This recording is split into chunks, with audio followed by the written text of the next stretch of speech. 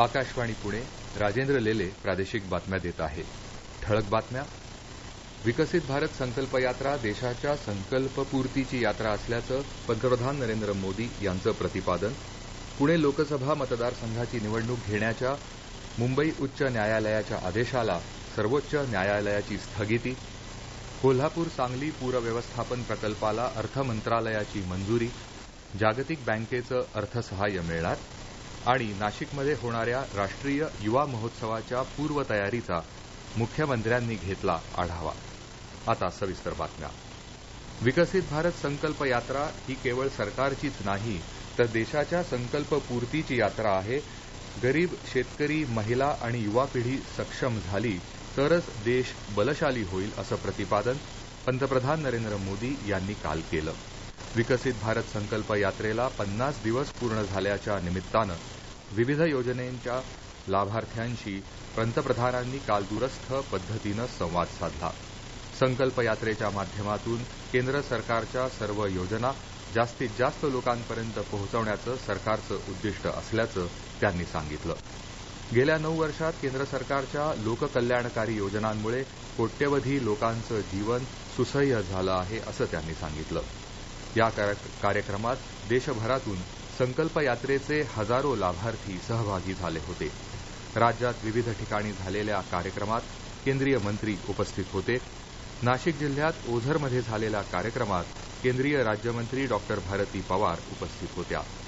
त्यांनी विविध सरकारी योजनांच्या लाभार्थ्यांना योजनांचे लाभ वितरित केले. जालना जिल्ह्यातील भोकरदन तालुक्यातील मलकापूर इथं आयोजित कार्यक्रमात केंद्रीय राज्यमंत्री रावसाहेब पाटील दानवे उपस्थित होते. विकसित भारत संकल्प यात्रेच्या माध्यमातून या योजना सर्वसामान्यांच्या दारापर्यंत येत असून ग्रामस्थांनी त्यांचा अवश्य लाभ घ्यावा असं आवाहन त्यांनी केलं. पंतप्रधान नरेंद्र मोदी यांनी देशाला 2047 पर्यंत विकसित राष्ट्र करण्याचा संकल्प केला असून त्यामध्ये आपल्या सर्वांचं योगदान महत्वपूर्ण आहे असं प्रतिपादन केंद्रीय वित्त राज्यमंत्री डॉक्टर भागवत कराड यांनी काल बुलडाणा जिल्ह्यात विकसित भारत संकल्प यात्रेत बोलताना केलं. धाराशिव शहरात जिल्हाधिकारी डॉक्टर सचिन ओंबासे यांच्या हस्ते चित्ररथाचं उद्घाटन करण्यात आलं. यावेळी आमदार राणा जगजितसिंह पाटील यांनी लाभार्थ्यांना विकसित भारत घडवण्याची शपथ दिली. धाराशिव जिल्ह्यातील लाभार्थी गंगूबाई देरे यावेळी आपली प्रतिक्रिया व्यक्त करताना म्हणाल्या, मी राहते अण्णाभाऊ साठेनगरमध्ये. 426 काहीतरी आमच्या घराची सुधारणा झाली मोदी सरकारमुळे. आम्हाला 100 रुपयाला गॅस दिला मोदी सरकारने. फुकट राशन मोदी सरकारनेच वाटप केले. त्याच्यामुळे त्यांची मी अत्यंत आभारी आहे. खासदार गिरीश बापट यांच्या निधनामुळे रिक्त झालेल्या पुणे लोकसभा मतदारसंघाची निवडणूक घेण्याच्या मुंबई उच्च न्यायालयाच्या आदेशाला सर्वोच्च न्यायालयानं स्थगिती दिली आहे. उच्च न्यायालयाच्या आदेशाला केंद्रीय निवडणूक आयोगानं सर्वोच्च न्यायालयात आव्हान दिलं होतं. आगामी सार्वत्रिक निवडणूक तसंच अन्य ठिकाणी सुरू असलेल्या निवडणुकांच्या नियोजनाची कामं असल्यामुळे पुण्याच्या पोटनिवडणुकीचा कार्यक्रम आखणं सध्या तरी शक्य नसल्याचा युक्तिवाद आयोगानं केला होता. दरम्यान सर्वोच्च न्यायालयाच्या निर्णयानंतर आता लोकसभेच्या आगामी सार्वत्रिक निवडणुकीवेळीच पुण्याची निवडणूक होणार असल्याचं स्पष्ट झालं आहे. खासदार गिरीश बापट यांच्या निधनानंतर गेल्या 10 महिन्यांपासून पुण्याची लोकसभेची जागा रिक्त आहे. कोल्हापूर सांगली भागातील पूर व्यवस्थापन आणि पावसाळ्यात ते पाणी दुष्काळी मराठवाड्यात देण्याच्या उपमुख्यमंत्री देवेंद्र फडणवीस यांच्या महत्वाकांक्षी प्रकल्पाला वित्त सहाय्य करण्यासाठी जागतिक बँकेनं मंजुरी दिली आहे. पश्चिम महाराष्ट्र आणि मराठवाडा या दोन्ही भागांना मोठा दिलासा देणारा हा प्रकल्प ठरणार आहे. याबद्दल फडणवीस यांनी जागतिक बँक, पंतप्रधान नरेंद्र मोदी आणि केंद्रीय अर्थमंत्री निर्मला सीतारामन यांचे आभार मानले आहेत. $400 दशलक्ष या प्रकल्पासाठी जागतिक बँक $280 दशलक्ष तर राज्य सरकार $120 दशलक्ष म्हणजे सुमारे 998 कोटी रुपयांचं योगदान देणार आहे. नाशिकमध्ये होणाऱ्या 27व्या राष्ट्रीय युवा महोत्सवाच्या माध्यमातून नाशिकचं नाव संपूर्ण देशासह जगभरात पोहोचवण्याची संधी उपलब्ध होणार आहे. त्याचा लाभ घ्यावा असं आवाहन मुख्यमंत्री एकनाथ शिंदे यांनी केलं आहे.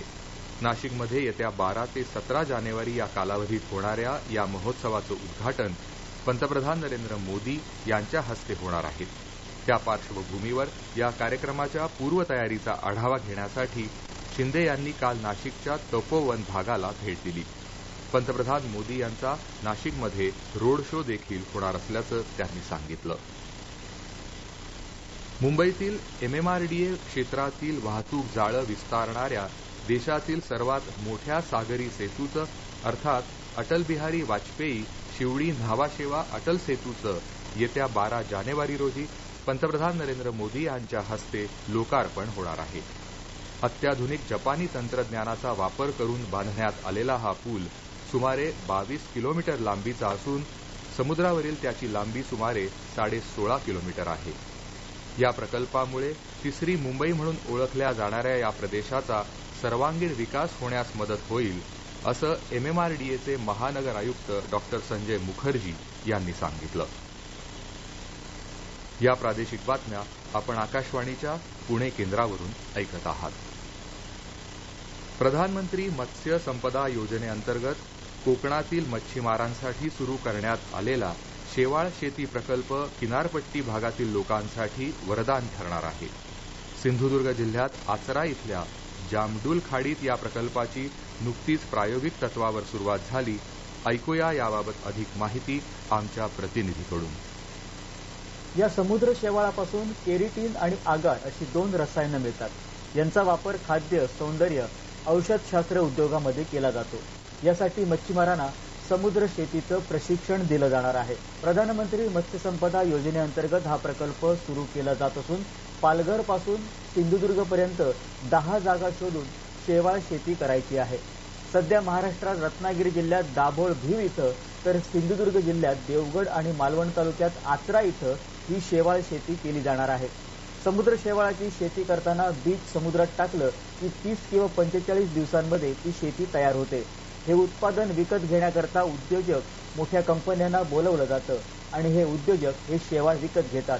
यातून मच्छीमारांना चांगला आर्थिक फायदा होतो असं गुजरात भावनगर इथल्या central salt and marine chemicals research इन्स्टिट्यूटच्या वरिष्ठ शास्त्रज्ञ मोनिका कवळे यांनी सांगितलं.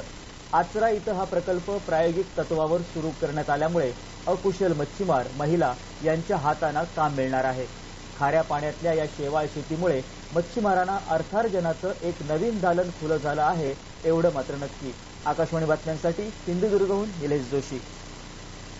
गेल्या 9.5 वर्षात देश वेगानं पुढे जात आहे.